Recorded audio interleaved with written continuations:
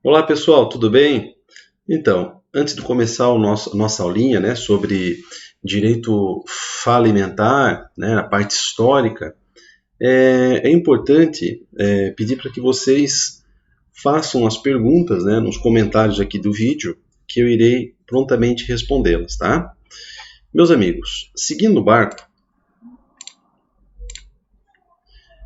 para entender, né, a evolução do sistema de cobrança de dívidas, né, em especial quando você tem um concurso de credores, nós temos que buscar na origem, inclusive, da própria palavra falir e falência.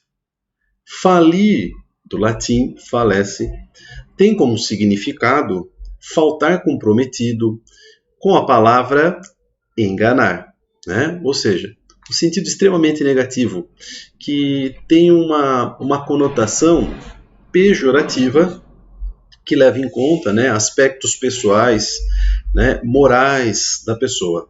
E falência tem também nessa linha, né, de significação, quer dizer falha, falta, omissão. E segundo Plácido e Silva, na sua obra Dicionário Jurídico, no conceito, né, de falência, ele traz o seguinte: sem fugir do sentido etimológico, falência é a falta de cumprimento à obrigação assumida, ou engano do devedor ao credor pelo inadimplemento da obrigação em seu vencimento, né? Quer dizer que a falência, tá, mesmo que popularmente seja entendida como o resultado, né, de uma má conduta, na realidade, a falência para nós ela tem um significado jurídico, né, que é uma situação de insolvência, né, incapacidade econômica, né, impedimento de exercício de uma atividade econômica em razão do esvaziamento patrimonial de uma sociedade empresária ou de um empresário. Tá? No sentido mais jurídico, falir ou falência está intimamente ligado ao não cumprimento das obrigações assumidas, e não necessariamente a um aspecto moral.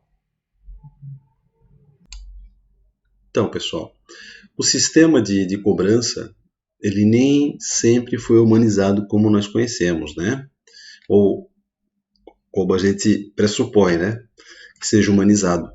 Nos primórdios, o sistema de cobrança ele era pessoal, ou seja, o sujeito devedor, se ele se colocasse numa condição de solvência, ele pagaria a dívida dele com a vida ou com a própria liberdade, né? Ou morria ou virava escravo, tá? E com o passar do tempo, né, principalmente com o direito romano primitivo, e em especial a Lex Poetiria Papira, né? O sistema pessoal passou a ser um sistema de responsabilidade patrimonial, né? Com um sistema relativamente organizado de cobrança. E nas palavras aqui de Carvalho Mendonça, a gente consegue perceber muito bem essa passagem, né? O credor ou credores, munidos da sentença, procuravam um magistrado que, causa cognita, veja, já tem a figura aqui de um terceiro. Não é mais o credor que executava, promovia os atos de cobrança, né? Autorizava por decreto a missio in bona e, em virtude desta, entravam na posse de todos os bens do devedor. Veja, então, deixa de ser um sistema pessoal para ser um sistema patrimonial, né? Entra-se na posse dos bens, procedendo-se depois à venda mediante determinadas formalidades. A missio não despia o devedor da propriedade nem da posse jurídica dos seus bens, privava-o apenas da administração. Já nesse outro sistema, né, o devedor, né, ele perdia a gestão direta dos bens e era nomeado um administrador chamado de curator, né, e esse também nomeado pelo magistrado. Então, interessante, já começa, né, você encontrar elementos do sistema de execução coletiva muito parecido, né, ou vamos dizer assim, caminhando para o sistema que nós hoje temos, né, como falência. No direito pretoriano, né, existiam algumas formalidades. Então você tinha já o reconhecimento da coletividade de credores, a administração por um terceiro, a figura da pessoa que ficava encarregada de promover o pagamento, que hoje nós sabemos essa atividade é exercida por um leiloeiro, na época era o magister, e o leilão, né, do patrimônio para alcançar um resultado, um maior resultado para cobrir as despesas desse devedor. Na Idade Média, também nós tivemos algumas evoluções, tá? Porém, ainda a pecha, né, que recaía sobre o devedor de falido era muito grande, era muito prejudicial sob o ponto de vista moral, posição social, né? Ele era excluído, ele era apontado como um fraudador enganador, né? Então, os interesses na Idade Média os interesses eram submetidos ao concurso de credores, em que os credores deveriam se habilitar, ou seja, apresentar os seus créditos, e o juiz era uma espécie de fiscal. Ele zelava pelo cumprimento das formalidades legais, tá? E também zelava pela guarda dos bens desse devedor, tá? Com o Código Napoleônico, Código Comercial francês, acabou que mais uma evolução, agora sob o ponto de vista corporativo. O falido, né, ele possui algumas restrições, né, no sentido de promover atos de comércio, né? Isso por conta da identificação da repercussão econômica, né, da atuação do falido no mercado, aumentando a insegurança, né, a desconfiança e o risco, por consequência, o risco das operações, tá?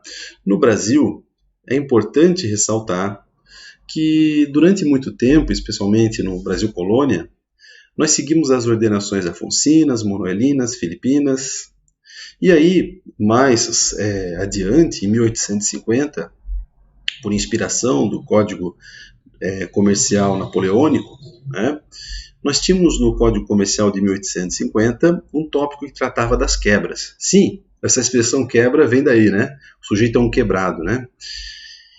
E mais adiante nós tivemos a lei, ou melhor, o Decreto-Lei 7.661 de 45, que tratava da falência e da concordata, que foi revogado em 2005 pela Lei 11.101 de 2005.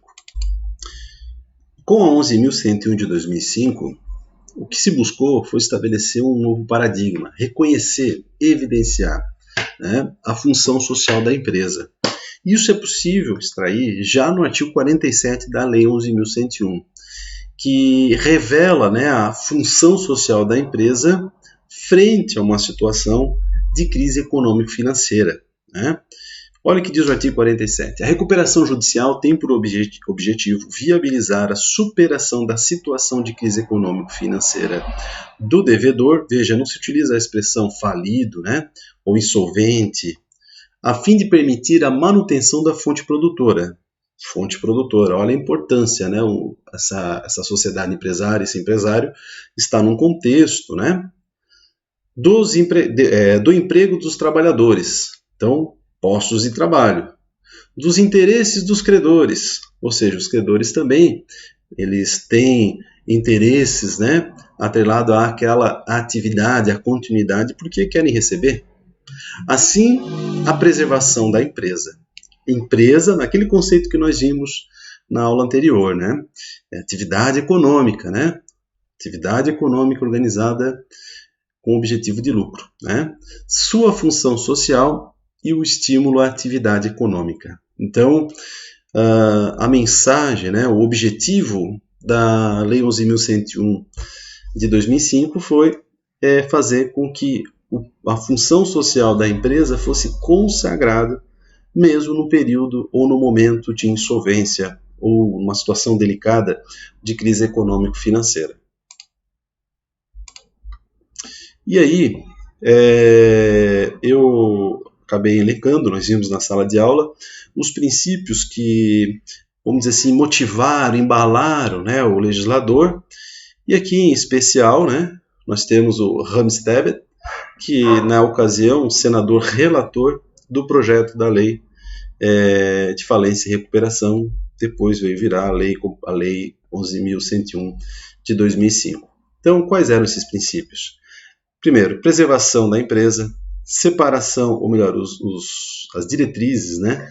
Preservação da empresa, separação dos conceitos de empresa e empresário, recuperação das sociedades e empresários recuperáveis, retirada do mercado de sociedades ou empresários não recuperáveis, proteção dos trabalhadores. A respeito da proteção dos trabalhadores, é importante lembrar que eles recebem com precedência e prioridade, né? E ainda, dentro da Lei 11.101, um sistema de proteção de empregos. Redução dos custos do crédito no Brasil, né? Estabelecendo um ambiente de segurança, faz com que o custo do crédito diminua. Celeridade e eficiência dos processos judiciais, ou seja, processo na medida, né, do possível mais simples, celeridade e eficácia, né, ou seja, evitar a burocracia, então um procedimento mais leve, mais fluido, né, para que os atos eles aconteçam, né. Segurança jurídica, com a precisão e clareza do texto legal. Participação ativa dos credores. Os credores participam de comitês, né?